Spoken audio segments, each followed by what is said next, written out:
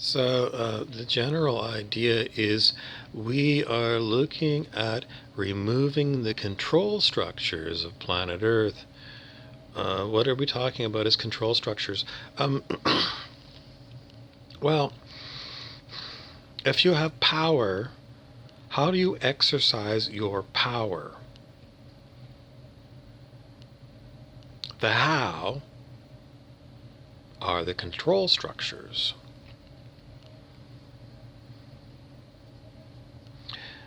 No specific examples. Well, if you have power, for example, you're the President of the United States. You have control structures. Well, they start with you at the Oval Office. And you have a Chief of Staff whose job is to regulate who gets to see you. And you have a personal secretary who, is your file clerk. And you have your cabinet ministers. Well, they're ministers in British system, but in American system, your members of your cabinets are like your Secretary of State, Secretary of Defense, etc., etc. So you can issue a presidential decree and sign your name, and you can do what you can. But all of the things that go with the U.S. government are the control structures to make sure that the government can do control wherever.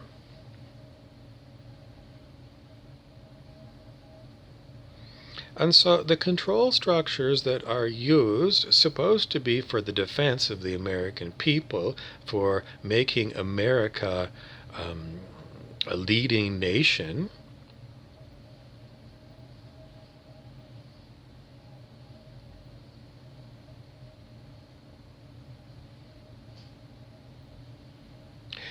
I don't know how else to tell you, but all of us are under the surveillance of the American government and how many other governments? It's not just the Americans who spy on us. Any government that can does. And, they're going to tell you it's for your best interest. We want to make sure there's no bloodthirsty terrorists that are in your neighborhood. But the truth of the matter is, we don't really worry about getting bombed by North Korea. We don't really worry about Yellowstone caldera blowing up and inundating North America with volcanic crap. We don't really worry about nothing in particular. We really don't worry about Epstein's Island.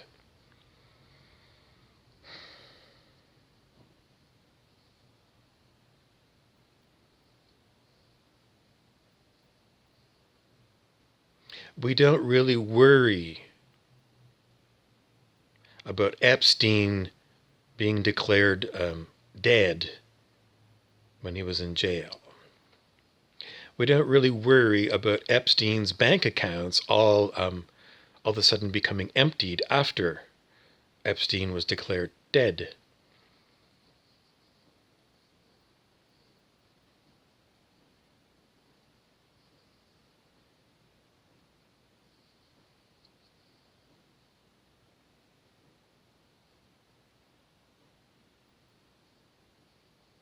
We also have to get you involved with what models do we have right now that we can use to understand what is going on in planet Earth. And, what's going on planet Earth is pretty much what's described in the novel 1984 by George Orwell that was published in 1954.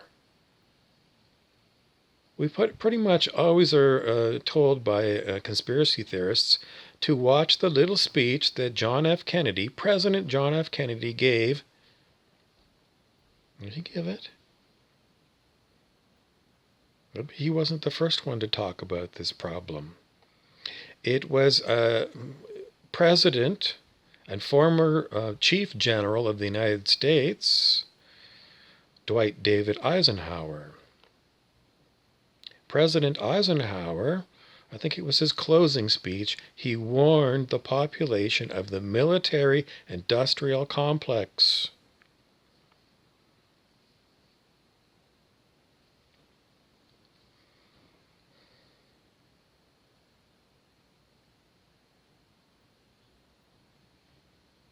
Lisa Simpson, in her speech competition, her competitor said something about Americans need to have eternal vigilance in order to retain their freedoms. Eternal vigilance. It means be on guard. That's what they, when you sing "O Canada," is we stand on guard for thee. That means we're maintaining a vigil. Standing on guard. How many Canadians are standing on guard right now for Canada? None of them. They forgot the words. Last time they've heard it so many times. It doesn't mean anything. How are you going to protect the freedoms you inherited by being born in Canada? Aren't you going to have to know what your freedoms are, first of all? Get a really good idea of what are your freedoms, and then come to an understanding of why you don't have freedoms in other areas. And then maybe you're going to have to learn what the control structure is that was invented to keep Canadians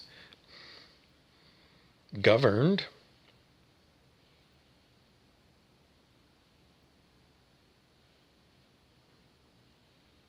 So if you're not on guard for whatever you think is a valuable thing to stand on guard for, and if you think countries aren't worth standing up for,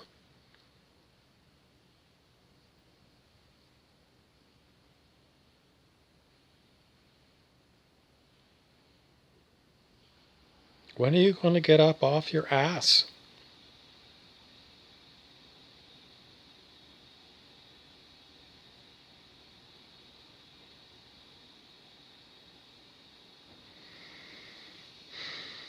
I don't know how many more of these videos I can make, because most of the time when I'm expressing the certain feeling I'm getting, it's kind of a repeat. I pretty much do repeat myself a lot. I keep wanting people to get serious, and people don't want to get serious because they're already too serious with whatever control freak thing is going on to keep them serious. So they want relaxation from that. And, me telling them that, your whole day and your whole life is governed by people who instituted control programs.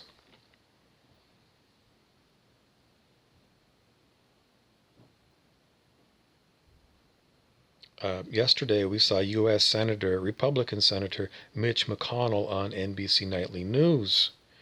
And the U.S. House of Representatives passed a bill to decriminalize marijuana in the United States. And then it went to the Senate, and Mitch McConnell said, just the way he said marijuana or cannabis, whatever he said, he was the derision in it. Do you want somebody named Mitch McConnell to decide what you get to do?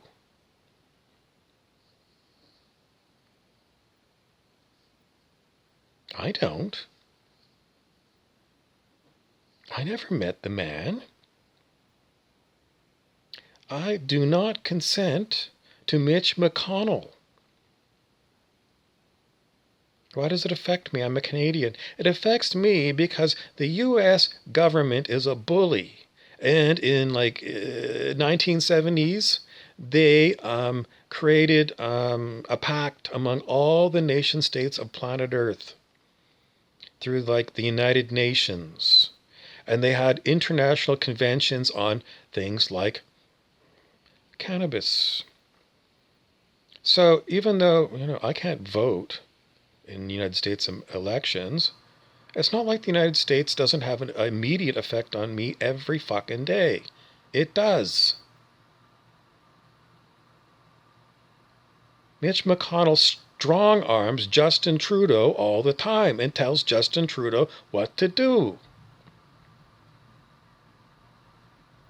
Mitch McConnell speaks softly and carries a big stick.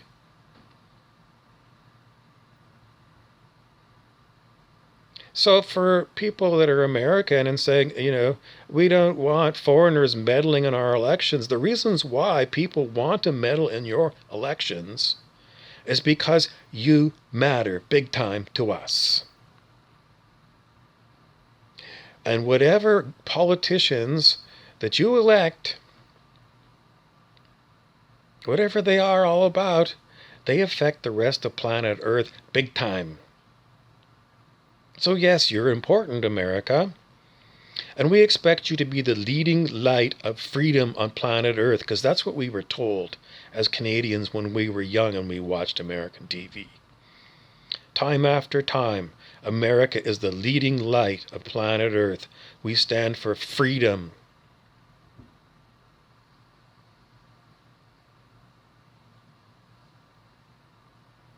But you got Senator Mitch McConnell telling you you can't have cannabis, America. The whole House of Representatives said, yeah, we're for it. Mitch McConnell, he's an old man. He looks like he's 80 or something. Here in Canada, we have decriminalized marijuana, but we have huge issues. Because at your American border, your federal law is that cannabis is illegal and using it is illegal. So if somebody who's legally using recreational cannabis in Canada comes to the U.S. customs officer and the customs officer said, have you ever been stoned? You're in quite a pickle. Because on one hand, you could tell the truth and say, it's legal in Canada. We smoke cigarettes, we drink beer, and we puff. The customs guy can say, you can't come into America. Or he might say, you're under arrest. Because you just admitted to a crime in America. Or when we come to the American border, when he says, do you smoke marijuana, you could just lie. But, you just lied to an American official, and that's most likely a crime too. So you're pretty much damned by Mitch McConnell and his backward ways. I don't know how far back this guy goes, but it wouldn't surprise me if he was a personal friend of disgraced Republican Prime Minister Richard M. Nixon.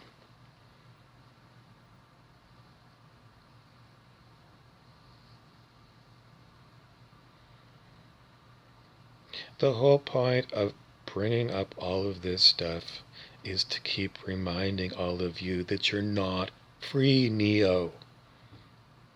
And it's the Matrix. No. This world you live in is just the same as the Matrix that Neo was living in. It's the same world. And you're not free, whatever your name is.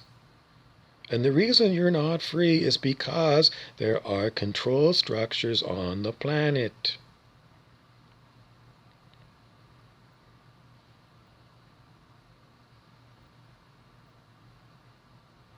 So, so it becomes kind of an intellectual exercise. An intellectual exercise, like, do you think this or that? My immediate answer is, I don't think at all. I've meditated for so long, I don't think. Sometimes on my videos I say, put your thinking cap on, but it doesn't mean put your thinking cap on really. Because I'm way beyond thinking things through. I don't do it. I've got Dr. David R. Hawkins' book here, The Stairway to Enlightenment. This is the book. And I've been religiously following the teachings of the American teacher of how to go to higher states of consciousness. And I've been following for a long time. I got the textbook right here on my coffee table.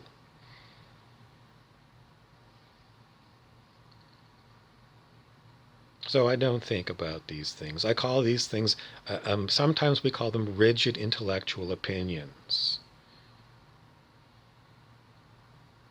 And why? Because that's what they are. They're simply opinions. And you get to experience the opinion, and hopefully you don't become trapped by the idea that that opinion is a truth. The only way you're really going to know truth is to do it the old-fashioned way, and that's to... What? What is your bullshit detector? My intuition? What if your intuition is distorted because when you were very young, your parents took you to a church or a temple, or your parents were bikers? Your distortion is your life experience. And your truth, because of your life experience, is simply your truth. That's what I experienced. But, that is true, what you experienced, because you experienced it. But what caused all the circumstances of your life to line up the way they did is hidden from you. You don't know why all the people in your life acted the way they did.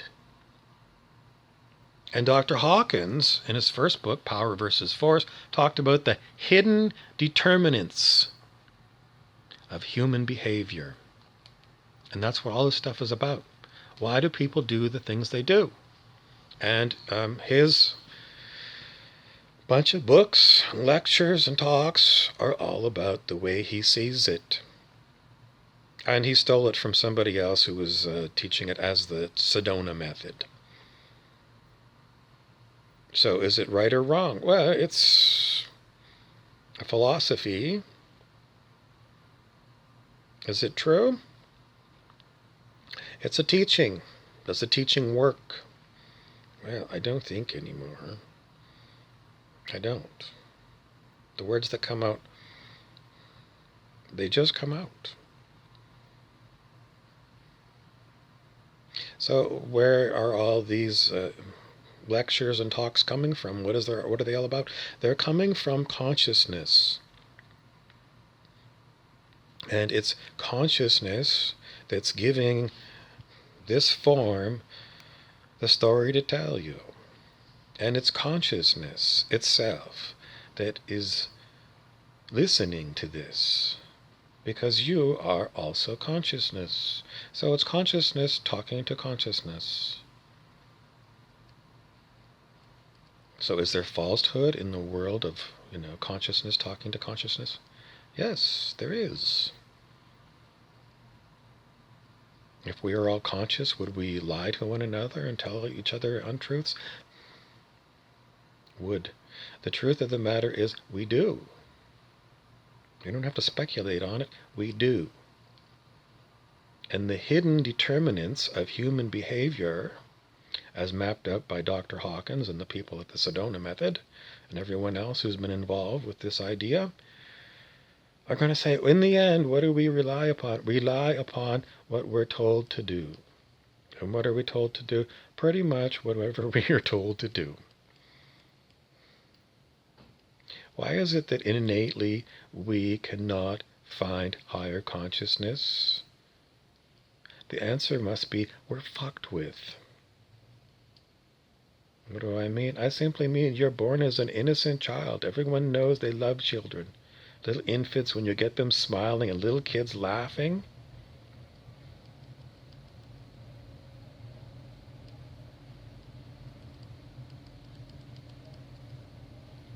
We don't know anything else to tell you today because we're talking.